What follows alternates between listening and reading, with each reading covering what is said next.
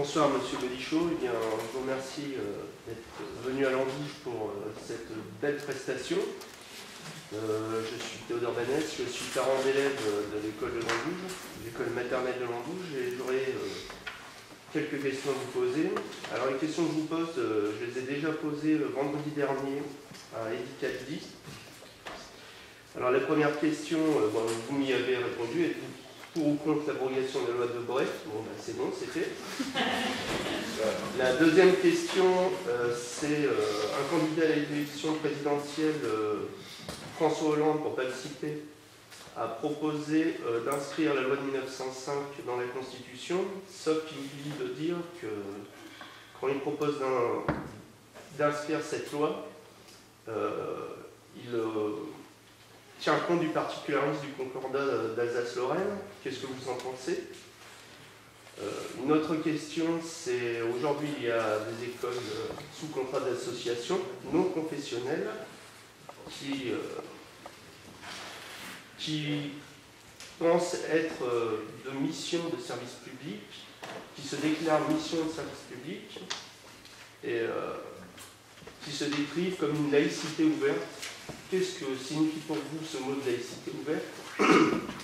Et ma dernière question, ça sera ces écoles associatives, parmi ces écoles associatives non confessionnelles, certaines sont pour un enseignement de langue régionale par l'immersion. Qu'est-ce que vous pensez de l'immersion comme mode d'enseignement? Et enfin, ces écoles de langue régionale sont subventionnées par les conseils régionaux. Alors, les écoles, c'est l'école Andretta et les écoles d'Iwan, alors que cela est formellement interdit, puisque le conseil régional ne devrait subventionner que les lycées. Voilà, merci. J'espère que je ne vais pas m'oublier, mais je crois que j'ai un peu, vous me le rappellerez. Sur la loi 905, j'ai rien d'autre à rajouter sur ce que j'ai dit. Ça nécessite de toute évidence un gouvernement qui a une certaine autorité politique. Bon, c'est-à-dire qui, sur d'autres terrains, a une légitimité. Mais jusqu'à présent, il n'y a pas eu de tentative de fait de ce côté-là. Donc, l'avenir nous le dira. Sur le programme de François Hollande. Alors,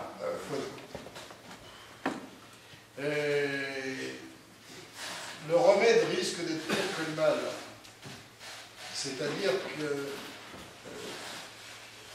d'abord, il signifie de la part de celui qui l'énonce qu'il est sûr de ne pas avoir l'autorité suffisante pour abroger le concordat d'Alsace-Moselle.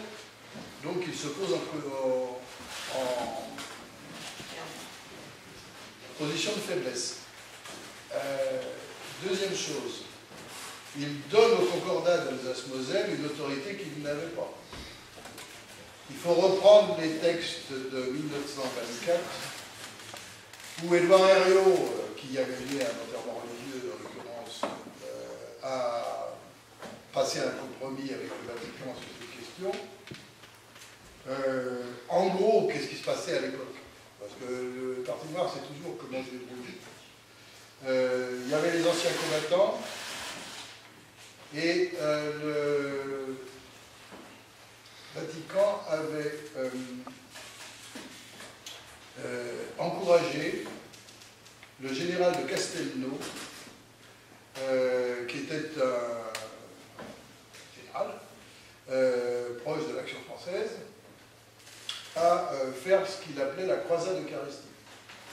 C'est-à-dire que partout, alors il y avait des millions d'anciens combattants, tous ceux qui étaient retenus de la guerre. Partout en France, ils mobilisaient autour de la croisade eucharistique, mais c'était une mobilisation tout à fait politique contre le gouvernement des cartels de gauche.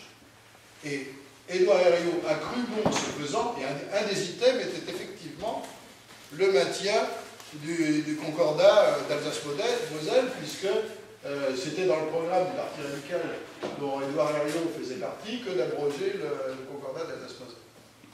Et il y a eu un accord pour, en 1924,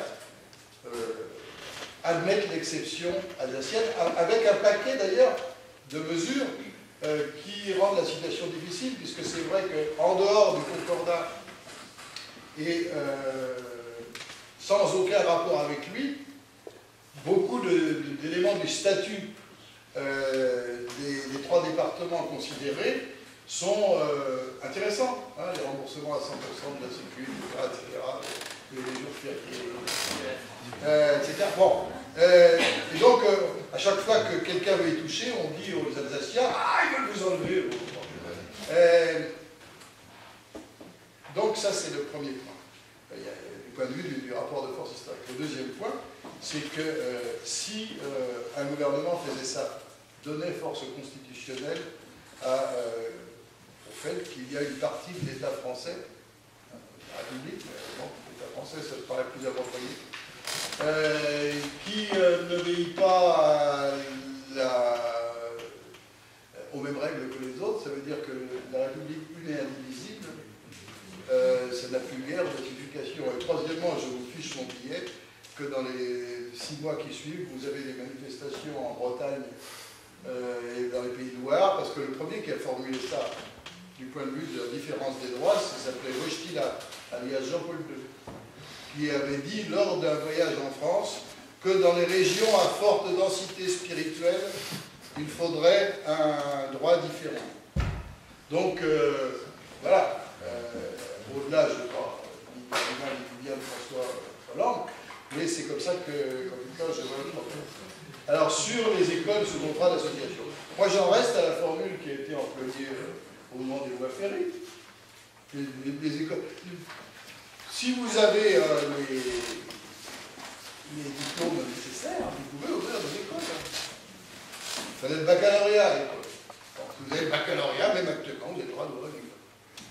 Est-ce qu'on va vous donner des sous pour ça? Ah non, pourquoi? Vous voulez avoir une initiative privée ou associative, c'était déjà dans la loi, je vous l'ai cité tout à l'heure, en 1986. Vous êtes parfaitement libre d'ouvrir une école au nom du droit associatif et de vos idées personnelles. J'en connais une. Son directeur, c'est un copain. Il s'appelle Jean-Marc Reynaud, c'est le directeur.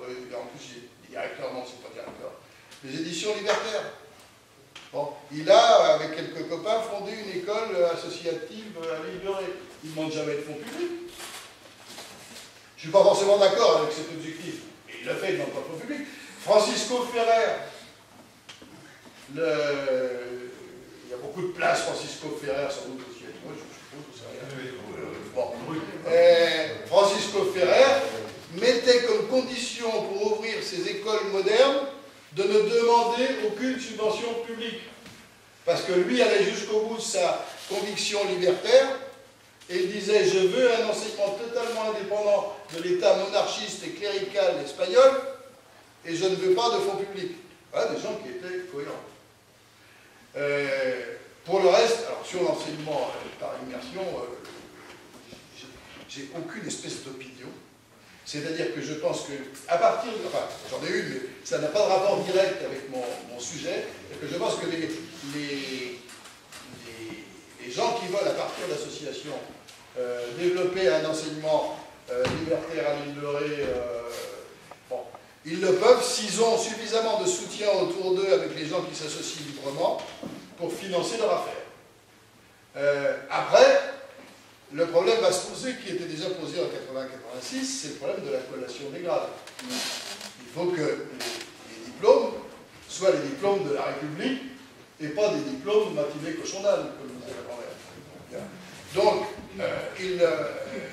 mais sur le plan du principe, le père de famille, puisque c'était prévu dans la loi, qui embauche un précepteur pour son fils ou sa fille, est soumis à l'inspection académique pour vérifier que les objectifs auxquels doit aboutir l'enseignement primaire, la plupart du temps qui est donné, soient remplis. J'en reste fondamentalement, de ce point de vue-là, à ce qui est exigé par la République depuis les lois républicaines, Après, le reste, c'est des affaires d'opinion, j'en ai, mais c'est sur le plan de la défense laïque. Quant au contrat d'association, s'il n'y a pas de Debré, il n'y a pas de contrat d'association. La question est réglée de ce point de vue-là.